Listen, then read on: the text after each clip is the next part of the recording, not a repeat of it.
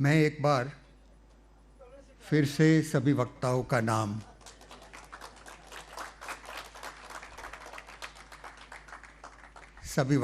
नाम मैं दोहराता हूँ। सुरेश चंद्र मिश्रा, सुश्री मांडवी जी, श्री उमाशंकर त्रिपाठी जी, श्री मधुसूदन शास्त्री, सुश्री वंदना जी, श्री सुधाकर मिश्रा, श्री विद्यासागर जी, श्री आशीष मिश्रा, डॉक्टर विनोद कुमार उपाध्याय, श्री नरहरिदास अयोध्या, श्री वैभव भटेले और श्री उमाशंकर जी व्यास।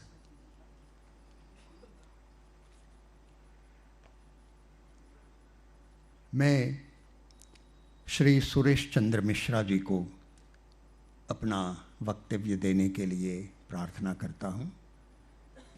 नहीं है? हाँ आइए, आप वहाँ पर हैं।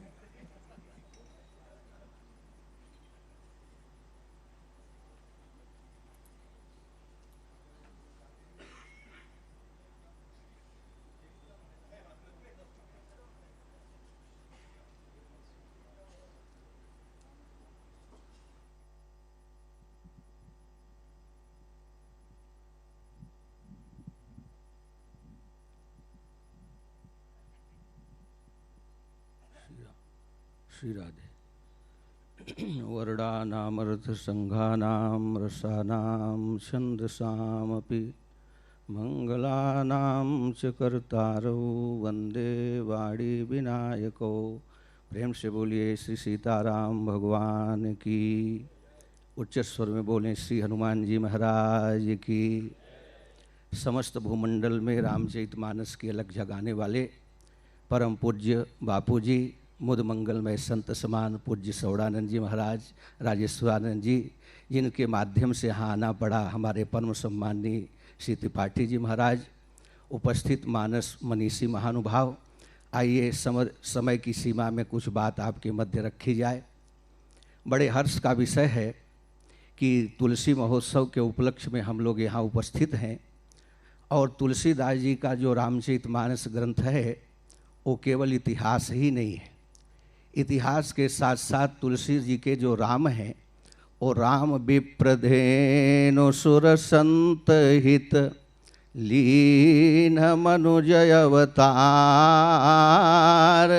निज इच्छा निरमित तन माया गुण गोपार।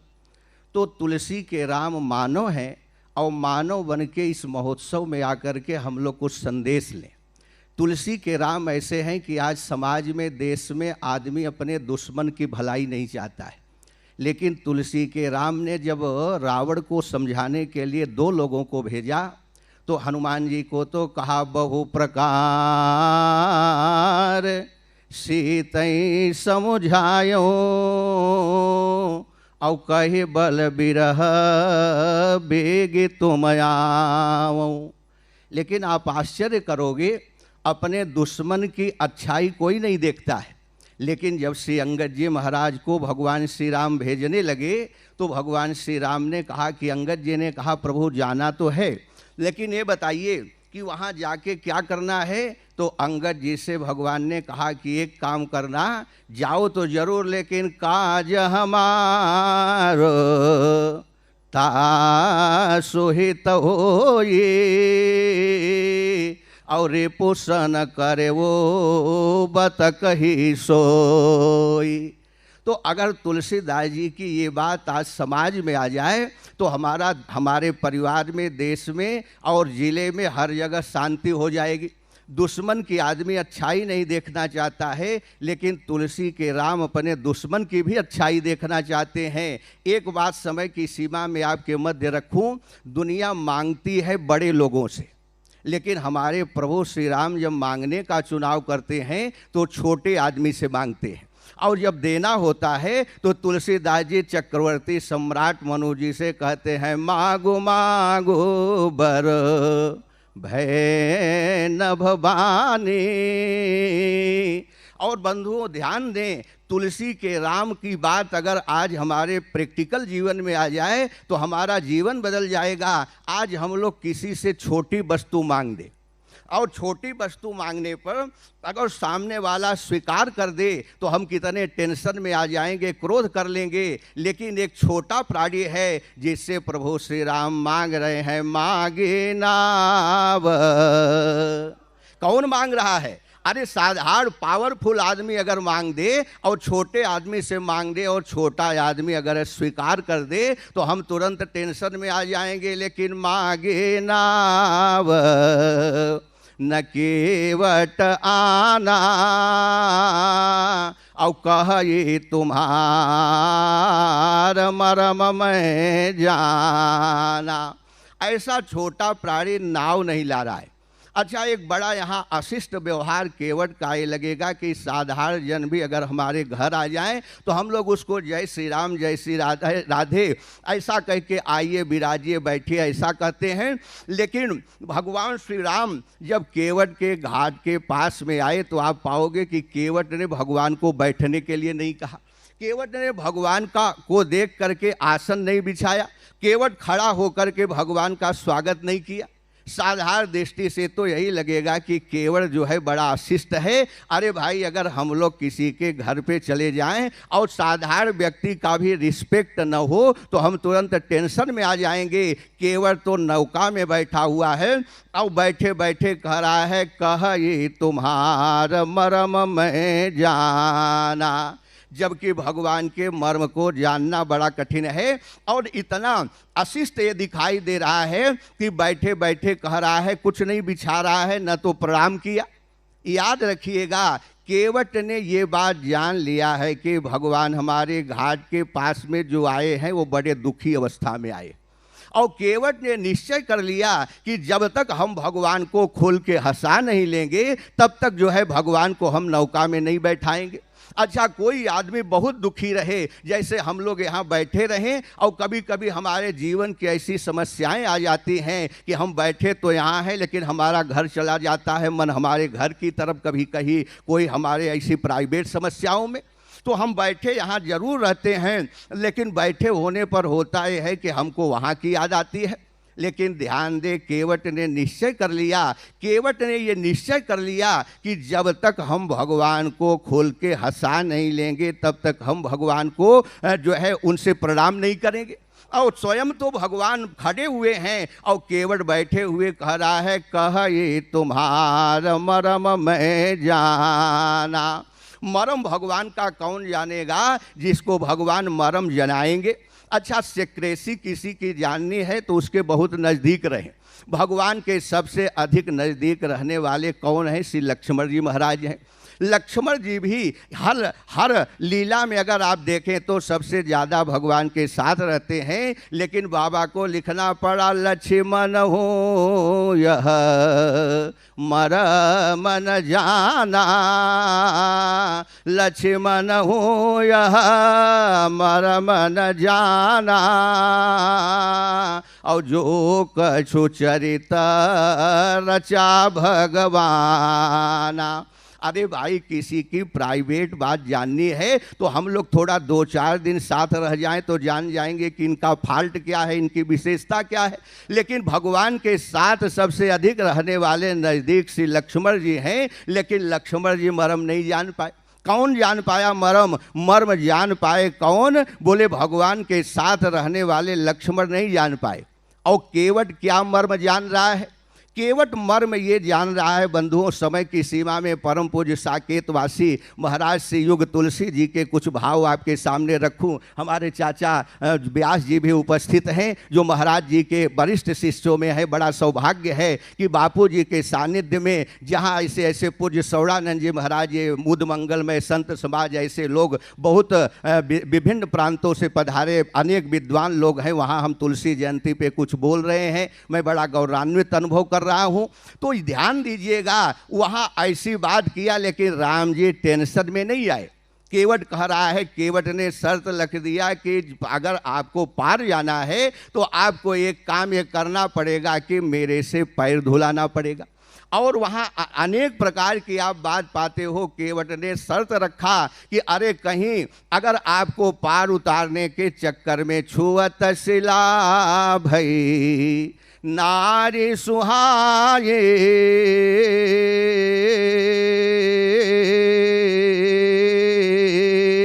औ पाहनते न काठ कठिनाई। और प्रभु पार उतारने में तरन्यू मुनि घरनी हो जाए तो बाट पर मोरी नाव उड़ाई। शर्त रखा जब केवट ने तो भगवान ने कहा कि वही काम करो जिससे तुम्हारी नौका न जाए।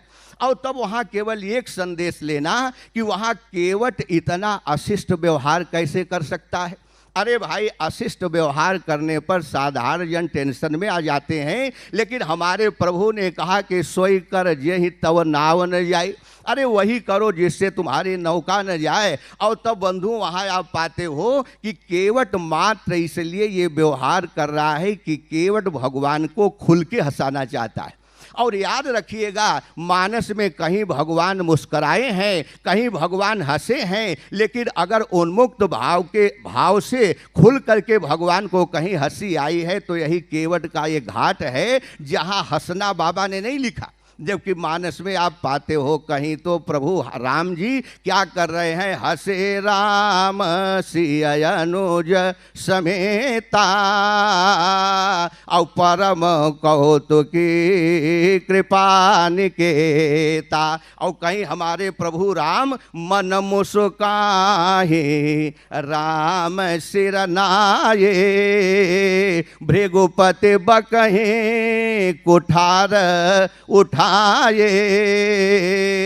मन मुस्काहि राम सिरनाए।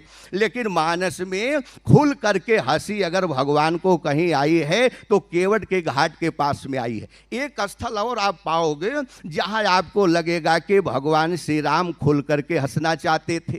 कहाँ? मिथिला में जब जनक दुलारी माता सीता भगवान को जयमाला पहनाने के लिए चली तो माता जी भी डर रही हैं। गौतम तिय गति सूरत करी नहीं पर सद पग पानी और मन बिहसे रघुमन समन प्रीति अलौकिक जान। वहाँ भगवान मन ही मन हंसे। कार्य है कि सीनियर पर्सन रहे, हमसे श्रेष्ठ जन रहे तो हमको खुल करके हंसी आने में थोड़ा संकोच होगा, हमसे बड़े लोग हैं कैसे हंसे। इसलिए यहाँ केवट के घाट के पास में जब भगवान श्री राम आए तो तुलसी बाबा लिख रहे हैं कि राम जी ने सुमंत को भी भेज दिया। बरबस राम सुमंत पठाए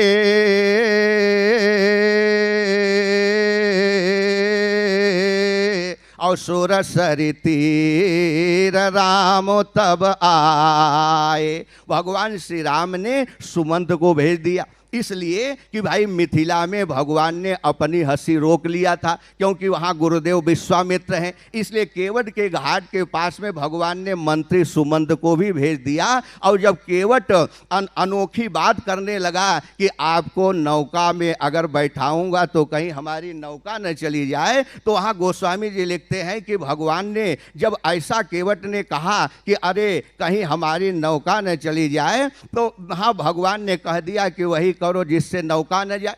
और तब वहाँ आपको संकेत मिलेगा कि केवट ने इतनी अटपटी बात किया कि भगवान हंसे नहीं, मुस्कुराए नहीं। आजकल तो एक्चुअल हंसी भी चली गई है, बड़े बड़े शहरों में हंसी का व्यायाम हो रहा है, लेकिन यहाँ खुल करके ठहाका लगा के अगर भगवान कहीं हंसे हैं तो एक केवट का घाट है। यहाँ हंसना नहीं लिखा, यहाँ मुस्कुराना नहीं लिखा, यहाँ बाबा ने लिख दिया सुन केवट के बैन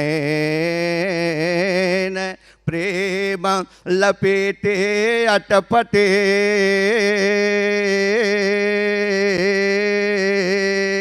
और बिहसे करुणायन चितय जानकी लखन तव। हंसना नहीं लिखा, मुस्कुराना नहीं लिखा, बिहसना हंसी का सबसे खुला रूप है। सरल अर्थों में हम यूं समझें कि ठहाका लगा के हंसी आ जाए तो उसको बिहसना कहते हैं। अब यहाँ भगवान उन्मुक्त भाव से हंसे और तब आप पाओगे कि केवट ने भगवान का जड़ धोया। अब देखिए प्रश्न उठता है कि भगवान का जड़ सबसे पहले किसने धोया? तो आप पाते हो कि वेद के मूल आचार्य जो ब्रह्मा जी हैं वो अपने कमंडल में भगवान का जड़ धोते हैं। उस भागवत की कथा में जब बलि के यज्ञ में भगवान वामन बन के पधारे तो वहाँ जड़ धोया, और जब भगवान का नख देखा तो जड़ धोया, और फिर भगवान का जड़ धोने का सौभाग्य किसको मिला? जनक जी को मिला। एक प्रश्न उठता है कि भगवान अगर वेद का बहुत ज़्यादा ज्ञान हो जाए तभी हमको भगवान का जड़ मिलेगा क्या, या तो हमको बहुत ज़्यादा जो है ज्ञान हो जाए तो भगवान का जड़ मिलेगा क्या? याद रखिएगा, अगर वेद के मूल आचार्य ब्रह्मा ने भगवान का जड़ कमंडल में धोया तो व्यंग की भाषा में केवट कहता है कि केवट की जात कछु वेद ना बखानियो। ये मैं तो वेद का पढ़ने का हमको अधिकार भी नहीं प्राप्त है, लेकिन भगवान वहाँ केवट भी भगवान का जड़ धोया और जनक ने काय में धोया। अगर पात्र की तुलना आप करो तो कनक कलश मणि को पर रे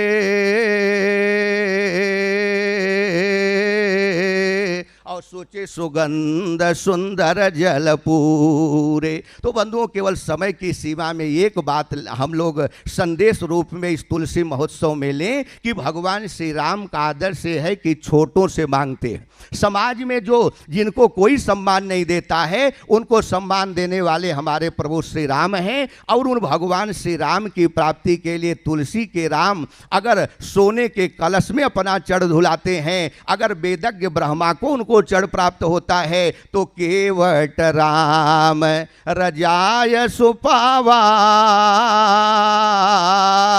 और पानी कठोता भर लियावा। हम जैसे हैं जिसमें हैं उसके द्वारा भगवान को प्राप्त कर सकते हैं। इन्हीं शब्दों के साथ समय की सीमा में आप सभी को धन्यवाद देते हुए वाणी को विराम देते हैं। पूज्य बापू जी महाराज की।